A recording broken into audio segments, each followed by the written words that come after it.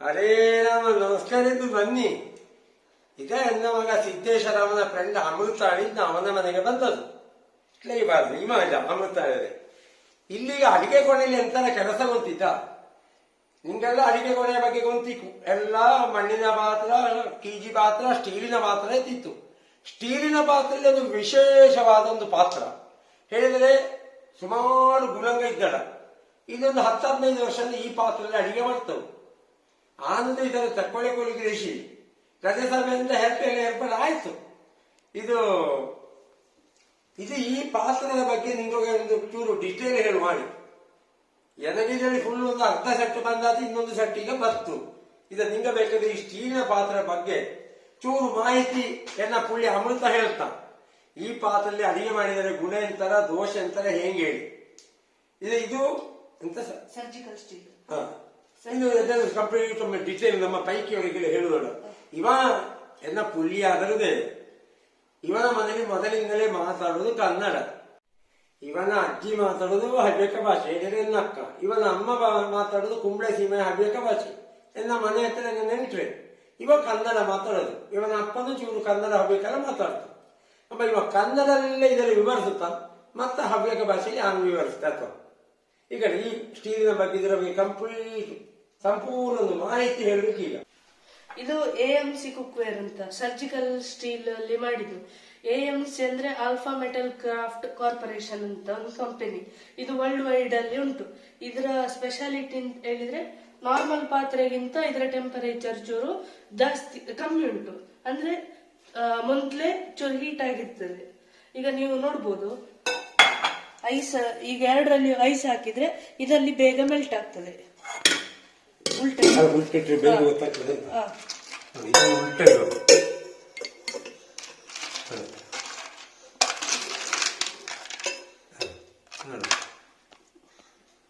ಯಾವ್ದಲ್ಲಿ ಬೇಗ ಕಾಣಿಸ್ತದೆ ನೋಡಿ. ದೊಡ್ಡ ಗಟ್ಟಿದ್ರು ಕೂಡ ನೋಡಿ, ಇದರದ್ದು ಅರ್ಧವಾಸಿ ಮೆಲ್ಟ್ ಆಗಿ ಆಯ್ತು ನೋಡಿ. ಇದು ಇನ್ನು ಕೂಡ ಹಂಗಲಿಲ್ಲ, ಹಾಗೆಯೇ ಉಂಟು. ನಿಂಗೆ ಅದರಲ್ಲಿ ಮಡಗಿದ್ದು ತಳ್ಳಂಗಿ, ಇದರಲ್ಲಿ ಮಡಗಿದ್ದು ದಪ್ಪಳೆ ನೋಡಿ. ಈ ಪಾತ್ರದ ಮಡಗಿ ನೋಡಿ ಹೇಳಿದರೆ ಈ ಸ್ಟೀಲು ಚೂರು ನಿಧಾನ. ಇದು ಮೊದಲೇ ಬೆಶೀರ್ ತೋಳಿ. ಈ ಸ್ಟೀಲು ಸರ್ಜಿಕಲ್ ಸ್ಟೀಲ್ ಅಲ್ಲ. 30 ವರ್ಷಕ್ಕೆ ಪಾತ್ರಕ್ಕೆ ಗ್ಯಾರಂಟಿ ಇದ್ದಕ್ಕೆ ನೋಡಿ. ಎಂತ ರಬಕಕ್ಕೆ ಇದು ಹಿಂಗೆ ಇರ್ತಿದೆ. ಇನ್ನಿದೆ ಇದು ನಮ್ಮ ಸಾದಾ ಸ್ಟೀಲು, ಲೋಕಲ್ ಇಲ್ಲಿ ಸಿಕ್ಕುವ ಸಣ್ಣ ರೇಟಿನ ಪಾತ್ರ ನೋಡಿ. ಇದರಲ್ಲಿ ಅಷ್ಟು ದೊಡ್ಡ ಗಟ್ಟಿ ಕರಗಿ ನೀರಾಗುವ ಸ್ಟೈಲು ನೋಡಿ. ಆಮೇಲೆ ನೀ ಹೇಳಿದ್ದು ಸರಿಯಾ. ಇದೆಲ್ಲ ಪ್ರಯೋಗ ಮಾಡಿ ನೀನು ತೋರಿಸಿದ್ದು ಸಾಕು. ಕಂಪನಿಯವರು ಹೀಗೆ ತೋರಿಸ್ಲಿಕ್ಕಿಲ್ಲ. ಆಯ್ತು,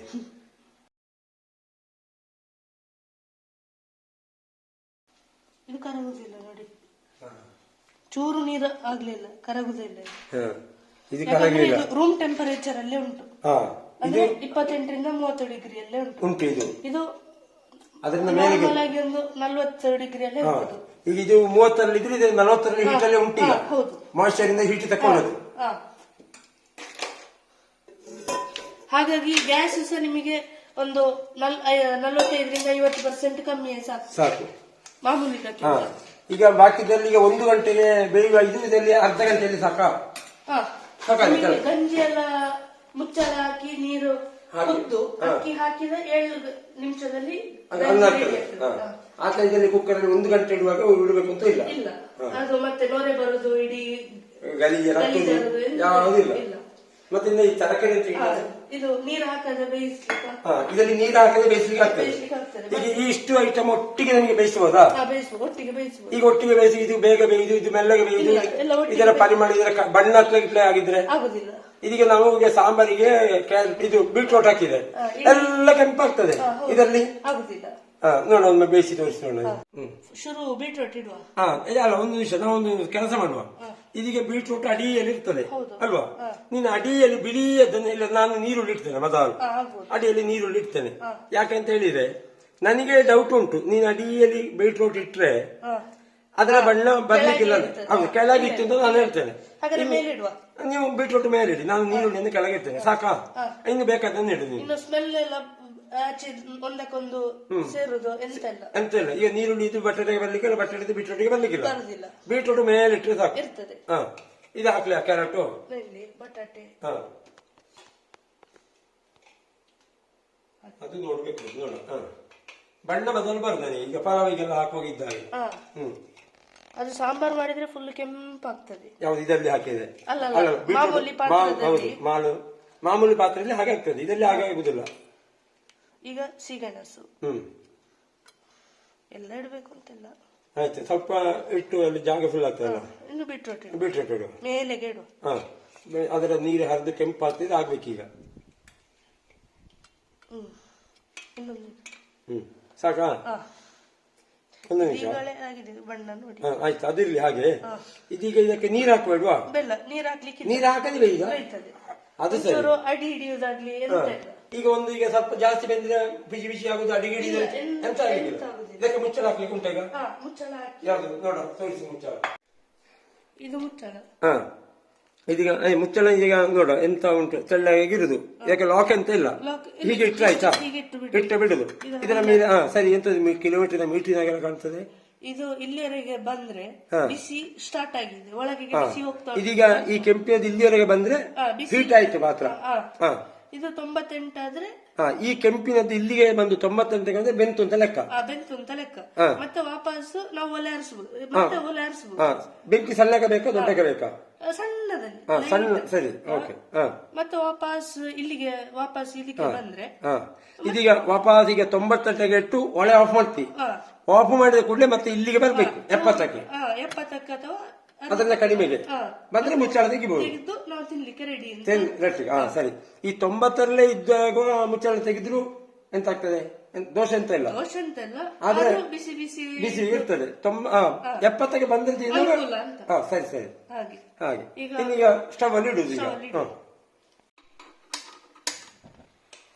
ಸಣ್ಣದಲ್ಲಿ ಇಡುವ.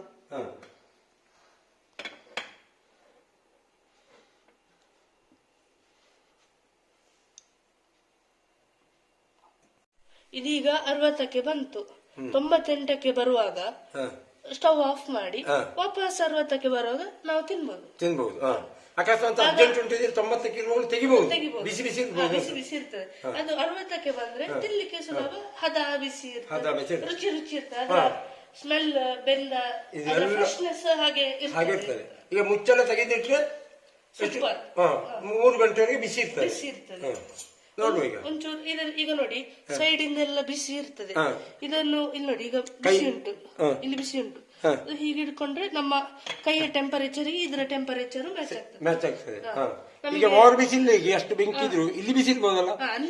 ಇಲ್ಲಿ ಬಿಸಿ ಉಂಟು, ಇಲ್ಲಿ ಬಿಸಿ ಇಲ್ಲ. ಹೌದು, ಇಲ್ಲಿ ಹೀಗೆ ಕೈ ಬಿಸಿ ಆಗುವ ಹೆದರಿಕೆ ಇಲ್ಲ. ಇದಂತ ನಾವು ಬಟ್ಟೆ ಇಡುದಾಗ್ಲಿ ಎಂತ ಬೇಕು ಅಂತ ಹೀಗೆ ಜಸ್ಟ್. ಇದು ಚಪಾತಿ ಹಿಟ್ಟು ಎಲ್ಲ ಕಲಸಿ, ಚಪಾತಿಗೆ ಪೂರಿಗೆ ಎಲ್ಲ ಹಿಟ್ಟು ಕಲಸಿ ಇಟ್ರೆ ಹುಳಿ ಬರುದಿಲ್ಲ. ಹುಳಿ ಒಂದು 20 ನಿಮಿಷಕ್ಕೆಲ್ಲ ನಾವು ಇಡ್ತೇವಲ್ಲ. ಇದಕ್ಕೆ ಈಗ ಹುಳಿ ಬಾರದೆ ಇರುವ ಹಿಟ್ಟಿನಲ್ಲಿ ಮಾಡ್ಲಿಕ್ಕೆ ಹುಳಿ ಬರುವ ಹಿಟ್ಟು ಕಲಿಸುವ ಪಾತ್ರೆ. ಇದಕ್ಕೆ ಮಾತ್ರ ಪ್ಲಾಸ್ಟಿಕ್ ಮುಚ್ಚಳ. ಇದಕ್ಕೆ ಮಾತ್ರ ಪ್ಲಾಸ್ಟಿಕ್. ಬೇರೆ ನೀವು ಯಾವುದೇ ಪಾತ್ರಕ್ಕೂ ಪ್ಲಾಸ್ಟಿಕ್ ಮುಚ್ಚಳ ಕಾಣುದಿಲ್ಲ, ಯಾಕಂದ್ರೆ ಇದನ್ನು ಬಿಸಿ ಮಾಡ್ಲಿಕ್ಕಿಲ್ಲ. ಹಾಗೆ ಇದು ಒಂದಾದ್ರೆ ಇದೆಂತದ್ದು? ಈಗ ಒಂದು ರಿಂಗ್ ಸ್ಟೀಮ್ ಮಾಡ್ಲಿಕ್ಕೆ. ಸ್ಟೀಮ್ ಇದೊಂದು ತಟ್ಟೆ ನೋಡಿ, ಒಂದು ತಟ್ಟೆಯಲ್ಲಿ ಸ್ಲೈಸರ್ ಉಂಟು, ಮತ್ತೆ ಉಂಟು, ಮತ್ತೆ ಶುಂಠಿಯನ್ನು ಇದು ಮಾಡ್ಲಿಕ್ಕೆ, ಮತ್ತೆ ಎಲ್ಲ ಉಂಟು ಇದರಲ್ಲಿ. ಇದೀಗ ನಾವೀಗ ನಮ್ಮ ಹವಿಕ ಭಾಷೆಯಲ್ಲಿ ಅಟ್ಟಿನೊಳಗೆ ಅಂತ ಹೇಳುದು. ಈಗ ಉಂಡೆ ಇಡ್ಲಿಯಲ್ಲಿ ಇಡ್ಲಿಕ್ಕೆ ಸ್ಟೀಮ್ ಪಾತ್ರೆ ಅಲ್ಲ, ಅಟ್ಟಿನೊಳಗೆ ಬದಲು ಇದು. ಇದರ ಮೇಲೆ ಇದರಲ್ಲಿ ನೀರು ಹಾಕ್ಬೇಕು. ಎಷ್ಟು ನೀರು ಹಾಕ್ಬೇಕು? ಸರಿ, ಇಷ್ಟು ಇಲ್ಲಿವರೆಗೆ ನೀರು ಹಾಕುದು, ಇಡುದು. ಈಗ ಪುಂಡಿ ಎಲ್ಲ ಮಾಡ್ತೀವಿ, ಪುಂಡಿ ಮಾಡಿ ಇದರ ಮೇಲೆ ಇಡುದು. ಮುಚ್ಚಲಿಕ್ಕೆ ಹೀಗೆ ಹಿಟ್ಟು ಕಲಿಸುವ ಪಾತ್ರವನ್ನೇ ಮುಚ್ಚಿಡುದು. ಯಾಕೆ? ಇಲ್ಲದಿದ್ರೆ ಜಾಸ್ತಿ ಇದ್ರೆ ಇನ್ನು ಪುಂಡಿ ಜಾಸ್ತಿ ಬೇಕು ಅಂತಾದ್ರೆ ನಮ್ಮ ಇದರ ಸೆಟ್ ಅಲ್ಲಿ ಇನ್ನೊಂದು ಪಾತ್ರೆ, ಅನ್ನ ಮಾಡುವ ದೊಡ್ಡ ಪಾತ್ರೆಯನ್ನು ಮುಚ್ಚಿದ್ರೆ ಆಯ್ತು. ಹೀಗೆ ಈಗ ನಿಮಗೆ ಡೌಟ್ ಬರ್ತದೆ, ಬೆಂದಿದ ಓಪನ್ ಮಾಡಿ ನೋಡುದು ಬೇಕು ಅಂತಿಲ್ಲ. ಅದು ಬೇಡ, ಅದಕ್ಕೆ ಮುಚ್ಚಳವನ್ನು ಇಡುದಾ? ಅಲ್ಲ, ಮುಚ್ಚಳ ಬೇಕು ಅಂತಿಲ್ಲ. ಸರಿ, ಅದರ ಮೇಲಿನ ಒಂದು ಯೂನಿಟ್ ಉಂಟು, ಅದನ್ನು ಕಳಚು ಇಲ್ಲಿಟ್ರೆ ಆಯ್ತು. ಹೀಗಿಟ್ರೆ ಆಯ್ತು. ಅದು ಬಿಸಿ ಆಗುವಾಗ ಇಲ್ಲಿಗೆ ಬರ್ತದೆ, 90ಕ್ಕೂ ಬೆಂದಿರ್ತದೆ. ವಾಪಸ್ ಅದರದ್ದೇ ಟೆಕ್ನಿಕ್. 60ಕ್ಕೆ ಬರುವಾಗ ಇದನ್ನು ಕೆಳಗಿಟ್ಟು ಅದನ್ನ ಎತ್ತಿ ಇದರೊಳಗಿಟ್ಟು ಬೆಂದಿರ್ತದೆ. ಇದೀಗ ಮುಚ್ಚಳ ಓಪನ್ ಮಾಡಿದ್ರೆ 3 ಗಂಟೆವರೆಗೆ ಬಿಸಿ ಇರ್ತದೆ. ಇರ್ತದೆ. ಅದೇ ಆದ್ರೆ ಇದೆಲ್ಲದಕ್ಕೂ ಬೇಕು ಬೆಂದಿದಂತ ನೋಡ್ಲಿಕ್ಕಲ್ಲ. ಹೌದು, ಅದು ಪಾತ್ರದೊಟ್ಟಿಗೆ ಬರ್ತದೆ ಮುಚ್ಚಳ. ಮುಚ್ಚಳ ಪಾತ್ರೆಯೊಟ್ಟಿಗೆ ಬರ್ತದೆ. ಇನ್ನೊಂದು ನಮ್ಮ ಇದು ಲಿಡ್ ಹ. ಕುಕ್ಕರ್ಗೆ ಹಾಕ್ತೇವಲ್ಲ ಮೇಲೆಗೆ ವೆಯ್ಟಿನ ಬದಲು ವೆಯ್ಟಿನ ಬದಲು ಇದು ಹೀಗೆ ಹಾಕಿ ಹಾ ಇದು ಲಾಕ್. ಈ ಲಾಕ್ ಮಾಡಿದ್ರೆ ಬ್ಲಾಸ್ಟ್ ಆಗಬಹುದಾ? ಇಲ್ಲ ಅಲ್ಲ, ಕೇಳಿದ್ ನಾನು. ಹ. ಹೀಗೆ ಮಾಡಿ ಓಪನ್ ಮಾಡುದು. ಪಲಾವ್ ಎಲ್ಲ ಆದ ಮತ್ತೆ ಈಗ ಗಂಜಿ ನೀರೆಲ್ಲ ಕುದ್ದು ಅಕ್ಕಿ ಎಲ್ಲ ಹಾಕ್ತೀರಿ, ಹಾಕಿ ಹೀಗೆ ಹಾಕಿ ಅದನ್ನು ಲಾಕ್ ಮಾಡಿದ್ರೆ ಆಯ್ತು.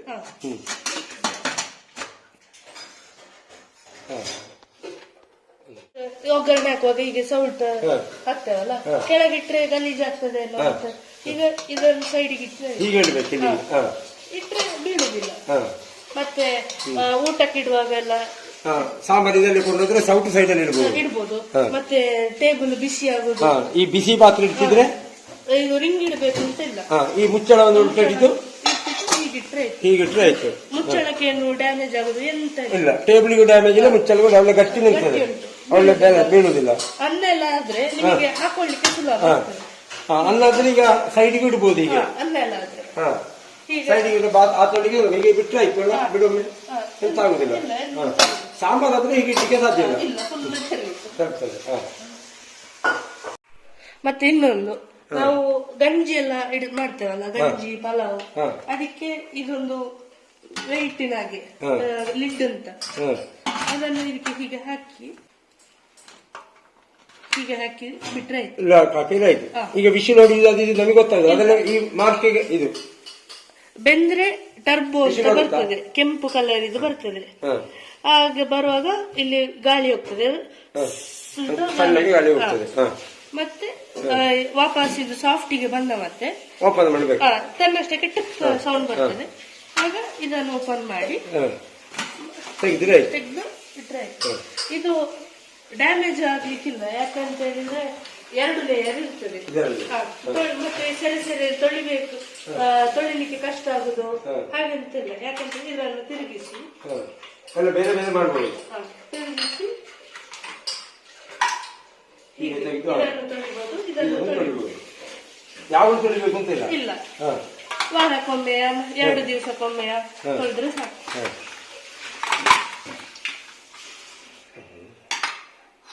ಹೀಗೆ ವಾಪಸ್ ಅಲ್ಲಿ ಬಂತ 90ಕ್ಕೆ ನೋಡುವ. ಆಚೆದ ಸ್ಟವ್ ಅಲ್ಲಿ ಇಟ್ಟದ್ದು ನೋಡೊಮ್ಮೆ ಎಲ್ಲಿಗೆ ಬಂತು? 90ಕ್ಕೆ ಬಂತು. ಸರಿ, 90ಕ್ಕೆ ಬಂತ. ಈಗ ಆಫ್ ಮಾಡ್ಬೋದು. ಇನ್ನು 90ಕ್ಕೆ 98ಕ್ಕೆ ಬಂದ್ರೆ ಆಫ್ ಮಾಡ್ಬೋದು, ಇನ್ನು ಆಫ್ ಮಾಡ್ಬೋದು. ಆಫ್ ಮಾಡ್ತೀಯಾ? ಆಫ್ ಆಯ್ತು. ಇನ್ನೀಗ ಅದು 70ಕ್ಕೆ ಇಳಿಬೇಕು. 70ಕ್ಕೆ ಇಳಿದ್ರೆ ತಿನ್ಬೋದು. ಈ ಪಾತ್ರ ಬಾರಿ ಲಾಯ್ಕಿದ್ದು ಎದಗೊಂದು ಮನಸ್ಸಿನೊಳೊಂದು ಸಂಶಯ ಬಂತು. ಈ ಅಶನ ಮಾಡುವುದು ಕುಕ್ಕರ್ಡ ಯಂತ್ರದಲ್ಲಿ 3 ಕತೆ ಹೇಳಿ ವಿಷಯ ಬಾರಿ ಒಳ್ಳೇದಿದ್ದು. ನಮಗೆ 2 ಗ್ಲಾಸು 3 ಗ್ಲಾಸು ನೀರು ಹಾಕಿ ಅನ್ನ ಬೇಯಿಸುತ್ತಲ್ಲಿ, ಇದಕ್ಕೆ ನೀರು ಹಾಕಕ್ಕಿದ್ದು 1 ಗ್ಲಾಸ್. ಮತ್ತೆ ತರಕಾರಿಗೆ ನೀರು ಹಾಕೊಳ್ಳಿಲ್ಲ ಬೇಸೋಗ, ತರಕಾರಿ ಬೆಂದಪ್ಪ ತರಕಾರಿದೇ ಬಣ್ಣ ಇರ್ತಡ. ಅಕಸ್ಮಾತ್ ನಾವೀಗ ಅದ 90, 98 ಹೇಳಿಯಪ್ಪಗ ಬಾಪ್ಪಗ ನಾವು ಸ್ಟವ್ವಿನ ನವಸಿದ್ದಿಲ್ಲ ಹೇಳಿ, ಆದರೆ ಅದು 90ಕ್ಕಲ್ಲ 100ಕ್ಕೆ ಹೋಗಿ ಅಡಿ ಹಿಡಿದಿದೆ. ಪಾತ್ರೆ ಎಂತ ಆಗುತ್ತಿಲ್ಲ, ಅಡಿಲಿಪ್ಪದ ರಜೆ ಕರಂಚಿ ಹೊತ್ತಿ ಹೋದರೂ ಮೇಗೆ ಅಶನವ ಇದು ಇದ್ದರೆ ಮೇಘನ ಲೇರು ರಜವುದೇ ಹೊತ್ತಿದ ಪರಿಮಳ ಬತ್ತಿಲ್ಲಡ. ಒಳ್ಳೆ ಅಶನವ ತೆಗೆದತ್ತು, ಅಡಿಲಿಪ್ಪದರ ಹಾಗೆ ತೆಗೆದತ್ತು. 2ನೇ ಒಲೆಲಿ ಮಡಗಿದ್ದಾರೆ, ಹೊತ್ತಿದಷ್ಟು ಜಾಗ ಎಳಕ್ಕಿ ರೊಟ್ಟಿ ಹಂಗೆ ಬತ್ತಾಡ. ಮತ್ತೆ ಲಾಯ್ಕ ತೊಳ್ಕೊಂಡ್ರೆ ಆತು. ಮತ್ತೆ ಯಾವುದೇ ಕಾರಣಕ್ಕೂ ಸ್ಟೀಲಿನ ಸೌಟು ಹಾಕಿ ಕರನೇ ಇದಕ್ಕೆ ಇಲ್ಲ, ಈ ಮರದ ಸೌಟೆ ಆಯಕು. ಈ ಸ್ಟೀಲಿನ ಸೌಟು ಇದಕ್ಕೆ ಆಗುತ್ತಕ್ಕೆ ವಿರುದ್ಧ ಇದ್ದವು ಇವು. ಹೇಗೆಳಿದ್ರೆ ಅದು ಬೇಗ ಡ್ಯಾಮೇಜ್ ಆಗುತ್ತೆ ನೋಡಿ. ಮರದ ಸೌಟೆ ಹಾಕಿ ನಿಂಗೆ ಉಪಯೋಗಿಸಿದರೆ 30 ವರ್ಷಕ್ಕೆ ರಿಪ್ಲೇಸ್ಮೆಂಟ್ ಗ್ಯಾರಂಟಿ ಧೈರ್ಯವು ಕೊಡ್ತವೆ. ಆಳ್ವಳಿದ್ರೆ ಈ ಪಾತ್ರೆಗೆ ತೆಗೆದವಲ್ಲ, ಕಂಪನಿಯವು ಹೇಳಿದ್ದವಳ. ಇವೀಗ ಇಲ್ಲಿ 10-12 ವರ್ಷದ ಅಡಿಗೆ ಮಾಡ್ತವು, ಗ್ಯಾಸ್ ಖರ್ಚು ಕಡಿಮೆ, ರುಚಿ ಜಾಸ್ತಿ. ನಾನು ಇಂದು ಮಾಡಿದ ಅಡಿಗೆಯನ್ನು ಉಂಡಿದೆ, ಪಲಾವ್ ಮಾಡಿದ್ದವು, ಬೇರೆ 2-3 ಬೆಂದಿ ಮಾಡಿದ್ದವು. ಕ್ಯಾರೆಟ್ ಆಗಲಿ, ಗೆಣಂಗಾಗಲಿ, ನೀರುಳ್ಳಿ ಆಗಲಿ ಎಂತ ಲಾಯಕಕ್ಕೆ ಬೇಯಿತು. ಎನ್ನ ತರ ಒಂದು 2-3 ಪಾತ್ರ ತಂದ ಇದು. ಈ ಸರ್ತಿ ಇಲ್ಲಿ 20 ಪಾತ್ರ ಅಂದ್ರೆ ರಜೆ ಹೆಚ್ಚಿಗೆ ಪಾತ್ರಕ್ಕೆ ಈಗ ಹೇಳುವ ಅಂದಾಜಿಲ್ಲಿದ್ದೆ. ಬೇಕಾದ್ರೆ ಇದರ ಕಂಪ್ಲೀಟ್ ಸಂಪೂರ್ಣ ಈ ಕಂಪನಿಯವರ ಅಡ್ರೆಸ್ ನಾನು ಕೊಡ್ತೆ. ಆನು ಕಂಪನಿಯ ಡೀಲರೋ ಎನಗಿದಲ್ಲಿ ಒಂದು ಪಾತ್ರದ ಸುಮಾರು ಗಣೇಶನಿಗೆ ಕಮಿಷನ್ ಸಿಕ್ಕುತ್ತೋಳಿ ಗ್ರೇಷಡಿ ಎನ್ನ ಬಂಧುಗ ಇಷ್ಟ ಮಿತ್ರನಿಗೆ ಈ ಒಂದು ವಿಷಯ ಗೊಂತಿಲ್ಲದರೆ ಗೊಂತಾಗಲಿ ಹೇಳೋ ಉದ್ದೇಶದಿಂದ ನಾನು ಈ ವಿಡಿಯೋ ಮಾಡ್ತಾ ಇಪ್ಪದೀಗ. ಮತ್ತೆ ಬದನೆಯೋ ಬೊಪ್ಪಂಗಾಯೋ ಭಾರಿ ಕಡಿಮೆ ಬೇಯುತ್ತದೋಳಿ ಇದ್ದರೆ ಆ 60 ಓಳಿ ಬರ್ತೀಯ ಸಾಫ್ಟ್ ಓಳಿ ಒಂದು ಬರ್ಕೊಂಡಿದ್ದು ಅಲ್ಲಿಗೆ ತೆಪ್ಪಳೆ ಸ್ಟವ್ ಆಫ್ ಮಾಡ್ಲಕ್ಕೋಳಿ. ಹೆಚ್ಚಾದ್ರೆ ಬಿಕ್ಕ ಬೇಯ್ತೋಳಿ ಒಳ್ಳೆ ಬೇಯದ ಮುಂಡಿಯ ದೊಡ್ಡ ಹಿಂಗಿಪ್ಪದಲ್ಲಿ ಇದ್ದರೆ 90ಕ್ಕೆ ಮಡಗಿರೆ ಸಾಕು. ಮತ್ತೆ ಪಾತ್ರದ ದಪ್ಪ ತನ್ನಷ್ಟೇ ಗೊಂತಾವುತ್ತೋಳಿ ಖಂಡಿತವಾಗಿ ಬೇಕೋಳಿಕೋಕೆ ಈ ಕಂಪನಿ ಅಡ್ರೆಸ್ ನೋಡಿ ತೆಗಬಲಕ್ಕು ಚಂದ ರುಚಿ ಅಡಿಗೆ ಮಾಡ್ಲಕ್ಕು. ಎಣ್ಣೆ ಎಲ್ಲ ಒಗ್ಗರಣೆಗೆ 4 ಚಮಚ ಹಾಕ್ತಾರೆ, ಅರ್ಧ ಚಮಚ ಪರಿಮಳಕ್ಕೆ ಬೇಕಾದ್ರೆ ಹಾಕಿದ್ರೆ ಸಾಕು. ಎನಗೆ ಒಟ್ಟಾರೆ ಕೊದಿದಲ್ಲಿತ್ತಿದೆ ಘಮ ಘಮ ಘಮ ಪರಿಮಳ ಇದರ ಮೀಟ್ರಿ ಇರ್ತಿದೆ ಒಂದು 90-60ಕ್ಕೆ ಎಷ್ಟಕ್ಕೆ ಇತ್ತಿ ತಗೊಂಡು ಅಂತಿದೆ 98 ಅದರಲ್ಲಿ ಇದ್ದಲ್ಲದು. ಇನ್ನೆಷ್ಟು ನಿಮಿಷ ಬೇಕಿದೆ ಈಗ? 5 ನಿಮಿಷ ಬೇಕು.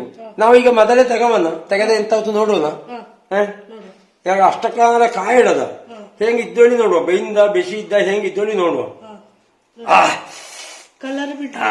ಕಲರ್ ಬಿಟ್ಟಿದೆ ನನಗೆ ಕೊದಿ ಇಲ್ಲಿ ದೊಂಡೆಗೆ ಹರಿತ್ತು ನೋಡಿ. ಇದೊಂದೊಂದೇ ಇದೆ ಆಚೆಗೆ ಮಡಗು ನನ್ನ ಪ್ಲೇಟಿಗೆ ನೋಡಿ. ಹಾಗೆ ಡೌಟ್ ಇತ್ತಲ್ಲ, ಕಲರ್ ಅಡಿ ಇಟ್ರೆ ಕಲರ್ ಬಿಡ್ಬೋದು. ಮೇಲಿಟ್ಟು ಬಿಡ್ಲಿಲ್ಲ, ಅದು ಬಂದಿಲ್ಲ. ಈಗ 10 ನಿಮಿಷ ಬೇಗ ನಾವು ತೆಗ್ದಿದ್ದೇವೆ. ಅದು 60ಕ್ಕೆ ಬರ್ಲಿಕ್ಕೆ ನಮಗೆ ಪುರುಸತ್ತಿಲ್ಲ. ಈ ಒಂದು ಹೋಳಿಗೆ ಸ್ವಲ್ಪ ಬಂದಿದೆ, ತೊಂದರೆ ಇಲ್ಲ, ತುಂಬಾ ಇದ್ರು ಬರ್ಲಿಕ್ಕಿಲ್ಲ. ಅಲ್ಲಲ್ಲ ಅದು ವಿಷಯ ಅಲ್ಲ, ನಾನೀಗ ಟೆಸ್ಟ್ ಮಾಡ್ಲಿಕ್ಕೆ ಅಂತ ಕೇಳಿದಷ್ಟೇ ಅಂತ.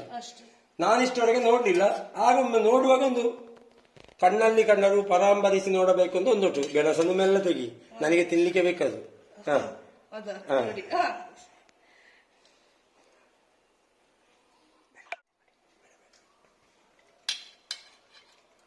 ಸ್ವಲ್ಪ ಟೀ ತೆಗೆಯುವ ನೋಡುವ, ಅದಿರಲಿ. ನೀರುಳ್ಳಿಯ ಸ್ಮೆಲ್ ಬೇರೆ ಅದು ಬಂದಿಲ್ಲ. ಹೌದು, ಈ ಸಂಗತಿ ಮೆಚ್ಚಿದೆ ನಾನು. ಬೀನ್ಸ್ ಹಸಿ ಬೀನ್ಸಿನಾಗೆ ಉಂಟು. ಈಗ ಪ್ರಾಯದವರಿಗೆ ಕೊಟ್ರೆ ಇದು ಬೇಯಿಲ್ಲ ಅಂತ ಅಲ್ಲಲ್ಲ, ಪೌಷ್ಟಿಕಾಂಶ ಹೋಯ್ದಿಲ್ಲ ಹೇಳಿ. ಹೇಗೆ ಹೇಳಿದ್ರೆ ನಮ್ಮ ಸಾದಾ ಪಾತ್ರೆಯಲ್ಲಿ ಮಾಡಿಯಪ್ಪಗ 100% ಪೌಷ್ಟಿಕ ಇದ್ದರೆ 50% ಬೆಂದಪ್ಪ ಉಗಿಯಾಗಿ ಹೋಗಿಯಾತಾಡ. ಇದರಲ್ಲಿ 100% ಪೌಷ್ಟಿಕಾಂಶ ಹಾಗಿರ್ತೋಳಿ. ಈಗ ರಜಾ ಉಪ್ಪು ಇದಕ್ಕೆ ಬೆರೆಸಿದರೆ ಈಗಲೇ ಕರಕರನೆ ಹಿಂಬರಾಗುತ್ತಿತ್ತು. ಬೆಸಿದ್ದಪ್ಪ, ಆದರೆ ಇದರ ಬಣ್ಣ ಎಲ್ಲ ನೋಡಿ. ಕ್ಯಾರೆಟ್ ಅಲ್ಲ ಉಪ್ಪಾಕಿ ತಿನ್ನುವ, ನೋಡಿ ಗಡಿಬಿಡಿ ಮಾಡಿದ ಬೇಡ ಅಂತ ನೋಡುವ. ತೆಗಿಯ ಅವ್ರು ಹೇಳಿದ್ರಲ್ಲ ಉಪ್ಪು ಹಾಕ್ಲಿಲ್ಲ ಅಂತ, ಇದಕ್ಕೆ ಉಪ್ಪು ಬೇಕು ಅಂತಲೇ ಇಲ್ಲ.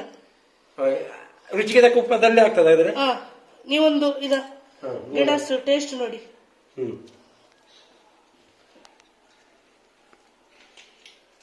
ಹಂಗ ತಪ್ಪು. ಈಗ ಉಪ್ಪು ಹಾಕಿದ್ರೆ ಸೀವು ರುಚಿ ಇದೆ, ಅದರ ಒಟ್ಟಿಗೆ ಇದ್ದು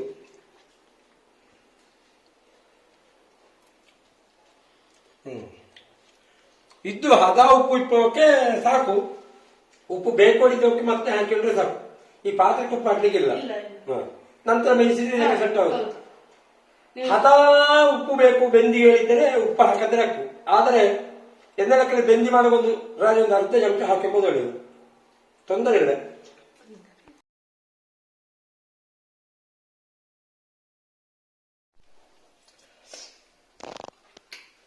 ಸಾರಿ ಆಯ್ತು, ನಿಂಗೆ ಇದ್ರದ್ದು ತಿಂಬಲ ಆಗುತ್ತಿಲ್ಲ. ತಂದ ನೀರುಳ್ಳಿ ಗಾಲಿ ಗೆಣಂಗು ಬೀಟ್ರೋಟ್ ಎಲ್ಲವುದೇ ಬಾರಿ ಲಾಯ್ಕೆಗೆ ಬೇಯ್ತೋಳಿ. ಎನಗೊಂದು ದೊಡ್ಡ ಪ್ಯಾಕ್ ಇಂದು ಬುಕ್ ಮಾಡಿ ತಕೊಂಡೋಗ್ಪದೆ. ವಿಷಯ ನಿಂಗೆ ಗೊಂತಿರ್ಲಿ, ಮಾಹಿತಿ ನಿಂಗಳೊಟ್ಟಿಗೆ ಅಂತ. ಇದು ಕ್ಯಾರೆಟ್, ಇದರ ಬೆಂದ ಇದರ ಪರಿಮಳವುದೇ, ಇದರ ರುಚಿಯೇ ಬೇರೆ. ನಮ್ಮ ಸಾದಾ ಪಾತ್ರೆಯಲ್ಲಿ ಬೇಯಿಸಿದ ರುಚಿ ಅಲ್ಲ. ಇದರ ಸಂಪೂರ್ಣ ಮಾಹಿತಿ ಎನ್ನ ಪುಳ್ಳಿಗೆ ಗೊಂತಿಪ್ಪದಲ್ಲ, ಅವ ಹೇಳಿದ ಎದೆ ಗೊಂತಾತ, ಹಂಗೆ ನಿಂಗೋಗೂ ಗೊಂತಾತ. ಈ ಕಂಪನಿಯವರ ಅಡ್ರೆಸ್ ಬೇಕಾದ್ರೆ ನಾನು ಈ ಚಾನಲ್ ನಿಂಗೋಗಿ ಕೊಡ್ತೆ. ಎನ್ನ ಪುಳ್ಳಿ ಅಮೃತಗೆ ಒಂದು ಧನ್ಯವಾದ ಎನ್ನ ಲೆಕ್ಕದಲ್ಲಿ ನಿಂಗಳ ಲೆಕ್ಕದಲ್ಲಿ ಹೇಳಿದ್ರೆ ಈ ಮಾಹಿತಿ ನನಗೆ ಸುಮಾರತಿ ಹೇಳಿದ್ದ. ಇಲ್ಲಿ ಬಂದು ಅಡಿಗೆ ಮಾಡಿ ರುಚಿ ಎಲ್ಲ ಕೊಟ್ಟಿದ್ದ. ಇಂದು ಹೇಳಿದ ಈ ಪಾತ್ರದ ಬಗ್ಗೆ ನೀನೇ ಒಂದೆರಡು ಮಾತಾಡಿಕೊಳ್ಳಿ. ನನಗೆ ಆಗುದಿಲ್ಲ ಅಪ್ಪರ ಅದ್ರ ಸಂಗತಿ ಇಲ್ಲ. ನೀ ಎನ್ನ ಚಾನಲ್ ಎರಡು ಮಾತಾಡಕ್ಕೆ ಈ ಪಾತ್ರದ ಬಗ್ಗೆ ಎಲ್ಲರಿಗೂ ಗೊಂತಾಗಲಿ ಹೇಳಿ. ಹಾಗಾಗಿ ಈ ವಿಷಯ ನಿಮಗೆ ಖುಷಿಯಾಗಿ ನೋಡಿದರೆ ವಿಶೇಷವಾಗಿ ಅಮೃತಿಗೆ ನಾನು ಧನ್ಯವಾದ. ನಿಂಗಳು ಒಂದು ನಮಸ್ಕಾರ ಧನ್ಯವಾದ ನಮಗೆ ಹೇಳಿಕಿ.